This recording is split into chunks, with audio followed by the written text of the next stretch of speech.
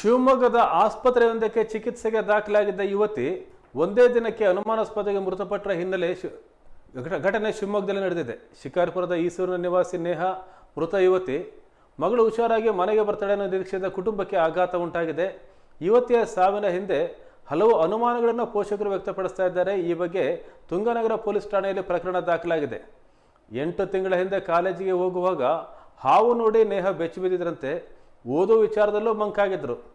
ಒಮ್ಮೆ ಬ್ಲೇಡ್ನಿಂದ ಕೈಯನ್ನು ಕೊಯ್ದುಕೊಂಡಿದ್ರು. ಈ ಹಿನ್ನೆಲೆಯಲ್ಲಿ ದ್ವಿತೀಯ PUC ಪರೀಕ್ಷೆ ಕೂಡ ಬರೆದಿರಲಿಲ್ಲ.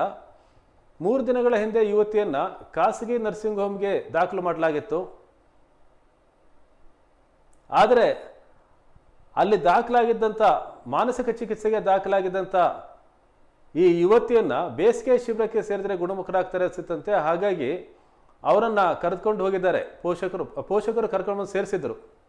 ಆದರೆ ನಿನ್ನೆ ಮಧ್ಯಾಹ್ನದ ಹೊತ್ತಿಗೆ ಪುನರ್ವಸತಿ ಕೇಂದ್ರದಿಂದ ನೇಹಾ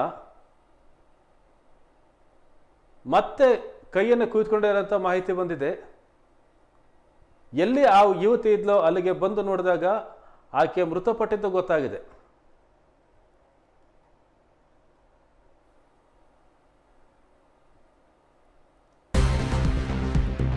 ಕಾರಣ ಏನು ಅಂತ ಗೊತ್ತಾಗ್ತಿಲ್ಲ. ಕುಟುಂಬಸ್ಥರು ಹಲವು ಆರೋಪಗಳನ್ನು ಮಾಡ್ತಾ ಇದ್ದಾರೆ. ನೇಹಾ ನೇಣು ಬಿಗಿದುಕೊಂಡು ಆತ್ಮಹತ್ಯೆ ಮಾಡಿಕೊಂಡಿದ್ದಾರೆ ಅಂತ ಗಂಭೀರ ಆರೋಪವನ್ನು ಮಾಡಲಾಗ್ತಾ ಇದೆ. ಪೊಲೀಸರು ತನಿಖೆಯನ್ನು ಮುಂದುವರಿಸಿದ್ದಾರೆ. ಸತ್ಯ